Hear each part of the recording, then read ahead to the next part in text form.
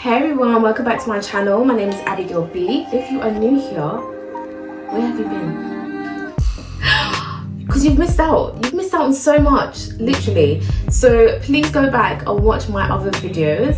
And yeah, click on ones that you know you may find interesting, or even if you're just like, oh okay, what's this about, being a bit intrigued, just watch it, because I do share a lot of knowledge. If you love interior designing, if you want to really optimize your space and its full potential whilst doing it on a budget, or if you have a bigger budget, it's fine, you can still use some of these information to your advantage. I also do vlogs. I'll show you my life behind the scene as an interior designer, plus the many hats that I wear. So yeah, I haven't done a vlog in a while, so if you do like vlogs, just let me know and I'll pop one in there for you. So today I'm going to be talking about how you can make your space look expensive. So I'm just gonna say all the things. Like, some of these things may not be on a budget, but you can find a way around it to not spend as much and still achieve that luxurious look. Now, I have done a video recently about how to give that hotel vibe to your space, and this is a little bit of a spin-off because it's not just hotel vibe, it's just about really bringing that expense as you walk in. So you want your guests as you walk into your room to be like, oh my god, either you got an interior designer or you got some money. Money is coming. Yeah, it's looking good. That's the kind of, you know, even for yourself, not even for people that visit your home, even for yourself, you want to feel that sense of pride and joy. So these are some tips on what you can do, just going a little bit beyond to really bring that kind of elevation to your space. I'm always dreaming about you. Alright, the first thing I would say is about lighting. Now, looking at this render, which I'm going to be showing you throughout the video, you're going to see how things can look so simple and go on from 0 to 100. So most of my clients sometimes have a space and you look at it and they're like, oh, you haven't really used the space properly. Like, how do I really switch this up? And the first thing is about bringing light distribution to your space. So everything is being illuminized and you can see every point of the room and you're bringing it together. But taking it up that notch, we're not just talking about chandeliers that are so great and shiny, because obviously that's the obvious, right? But let's take it to another level. Why not put some profile ceiling in your wall? That's different.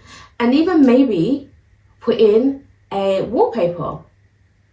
So profile ceiling, I don't know what it is, you know, up light and down lighting on your walls really gives that sense of calmness, that the ambience, and it's very regal as well. And it just looks like a lot of money has been spent, but you don't have to spend that much money in doing so. Like, there are ways, if you have a good handyman, that you can just put some MDF wood around and just bring it down slightly and just engraving some strobe lighting inside of that, and it gives the uplight onto the ceiling. And it can be done even if your ceilings are not very high, just obviously you don't bring it so lower down. In fact, it actually makes your ceilings look a bit higher as well. So yeah, there's so many advantages, and it really does take your ceiling to another level, and it really brings that expense and luxuriousness, is that even a word, that luxury as you walk in the space. So yeah, consider it if you are renovating or you are decorating your home. Another thing to bring that expense to your space, to give that luxury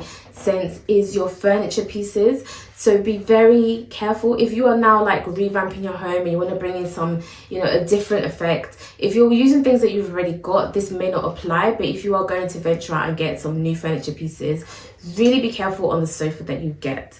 I would say the sofas with the arms, I think I've spoken about in another video, with very chunky arms, sometimes look a bit cheaper. So just do your little research, pick a style that resonates with you, that you like, and it coordinates with your design style and the style that you're going for in the room. And you may see one online that's about, I don't know, £2,000-3,000. Click on that picture, save it, and then put it into your search on Google and scroll and try and find another dupe or cheaper version of that same style. No one's gonna know how much you paid for it, but what people are gonna appreciate and see is that it's different and it does resonate with a very high-end furniture piece. So definitely consider that. And even if you're going for furniture piece, don't go for the usual. Don't go for the don't be safe with it. Like, go for something that's very different, you know, very unique, something that gives that kind of architectural feel. Like, you want people to feel like, you know, you've got this handcrafted from Italy, you know, or I don't know, what other countries are there that just bring a space? I don't know, Paris, you know, you've got a designer in Paris and he's shipped it over for you, personally custom made for you. And you only get that by having things that are very different and unique in its shape and form. Don't be scared. And maybe perhaps you want to put that as your statement chair, or if you're able to have it as your main sofa piece as well. Another thing that I would say that really gives that kind of like, oh wow, this looks good, is about visual interest. You want to bring visual interest as you walk into the room, and how you can do that is your walls. So really consider your artwork that you have. Don't just go out and just buy prints from the common places. Really think about the prints that you're putting up. If you can, I would say go for canvas because it looks like original art. You can even do this DIY if you've got the eye of the skill of doing that. But just don't leave so much bare spaces on your wall. If there are areas where you have to do that, obviously I'm not saying overcrowd it, because it does look visually messy. So as you can see here, you know, we're really building onto this. We're making things look very intentional, very warm and inviting, and it just gives that kind of sense of luxuriousness. The thing you want to think about is about the smell. Now, you don't want to walk into your space and it's like and you're smelling what you cooked the day before, you know, the chicken or the stew that you made. It should not be lingering. So every so often, just open your windows and ventilate your home.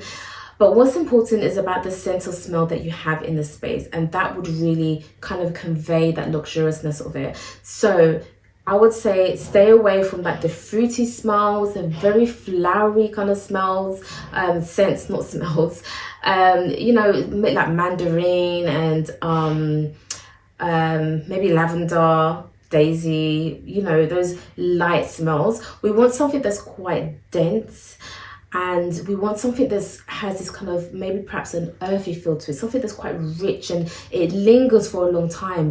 Just think of darkness. I don't know why, but the darkness just conveys the regalness with it as well. So you want to, if you do like your flowery scents, maybe go for like peony or patchouli, and then add something in like amber tones or wood, oud. All of those things are just gorgeousness, you know. So when you're walking into your space, it's not just about what you're seeing to your eyes, it's about the experience. You know, we're using all our 5 senses here, so you're smelling it as well as you're walking. You're like, where am I? This is the oasis of luxury. That's what you want to experience when you're in the space. So definitely consider the smell and do all you can. Whether you have to mop often, clean surfaces, ventilate your room, just get rid of the smell. Another thing you want to think about is visual clutter. And what I mean by that is how you are styling your items. So remember the rule of 3 in styling. Do not be having so many things lined up on your shelf like you are, I don't know, like you're presenting it to shop, or they're waiting for something like they're in a line. Like, it just does not look nice. So try and space out, because the whole point of it is that we want to see space. When we're talking about visual clutter, it means we need to allow there to be free flowing space with our eyes, and actually literally as well, physically, when you're in the room. You don't want to be tripping over things or, you know, seeing things that just looks too busy, because it overwhelms us.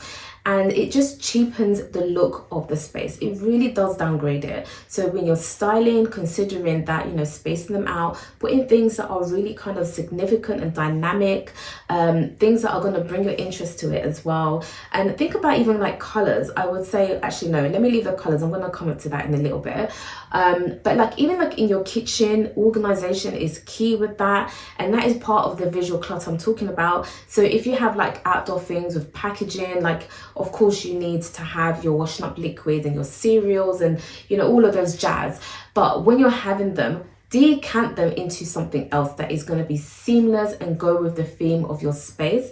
I love having glass containers. I just think they're just so nice to touch, and when you're cleaning them as well, it just gives that shine to it. It looks just so much more cleaner than having plastic. So decant them into that if you can, glass containers. If you do like the labels, put the labels on it as well, so we know what the things are. But get rid of all of the colors and all of the, you know, it's just too much. Just let's put them to the, just get rid of them, okay?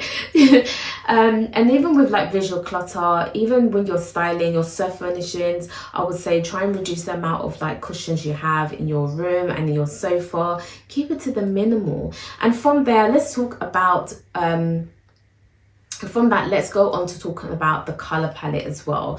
So be considerate of the color palette. I would say keep it to 2 to 3 at the maximum, but there is a ratio when you're adding the colors as well. So you have a predominant color, which will be about 60% of the room, and then you want to go with about 20%, which will be in your accents, and then 10%. Have I calculated that right? 60, 30, and 10.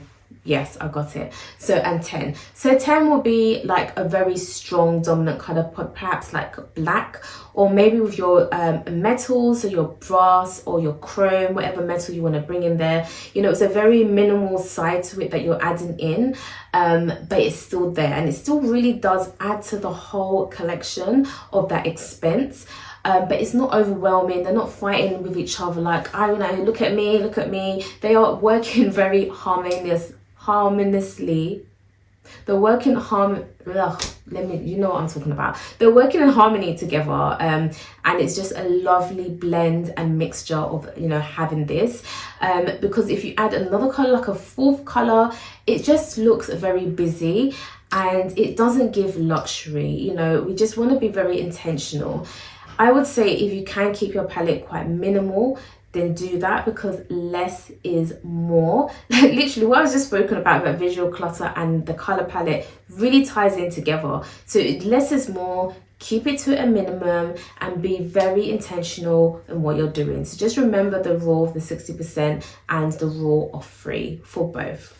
Another thing that you have to do to really allow your space to look quite expensive, and basically doing this makes everything look brand new. So you want it to look like it's a show home, and it's always been like that, and it's always going to be like that. So when people walk in, or yourself, you, as I said, you just come in like, wow, is this my house? Do I really live here? Like, gorgeous. You know, you want that to happen. And how are you going to maintain that? I just said it.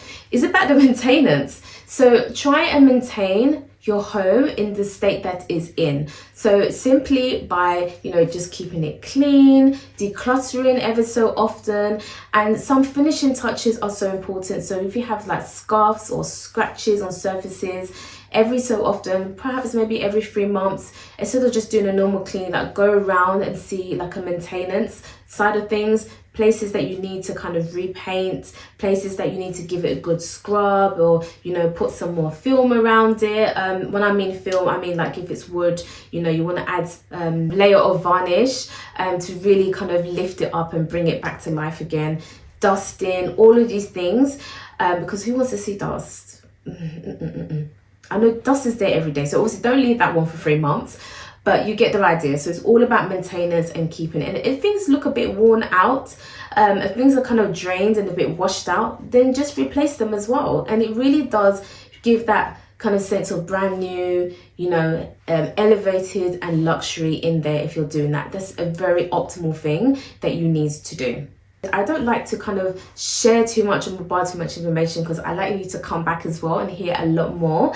But yeah, those are really key elements that you want to consider. I'm going to just list them as a reminder for you again, so you can consider these things. And I feel like they're very easy and very achievable. You can do this on a budget. And yeah, definitely think about these things. And as you can see, look at the render now. Look at how beautiful it is. Yes, like it looks so gorgeous. At the end of the video, I will just let you watch a bit more of it, but you can see how I've added all of these elements to it, and it really has allowed the space to grow and look beautiful, aesthetically pleasing, regal and opulent. All those words, just keep those words in your mind. Last piece of advice before I go is about just be careful with the shops that you're buying your items from as well, because if you go to places that are very, very cheap, the quality will be cheap, and over time you will see it, and it will actually allow the space to be downgraded. So always consider the quality of the materials that you're using.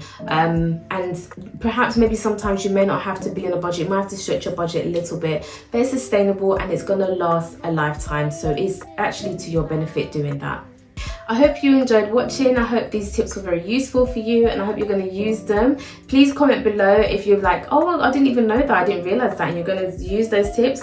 Let me know below. Or if there's additional things that you feel like, oh yes, you should have mentioned this. Obviously I can't say everything in the same video, but please let the community know in the comments. Make sure you come back for more videos and follow me on Instagram as well. So yeah, I will see you in another video. Bye my darlings.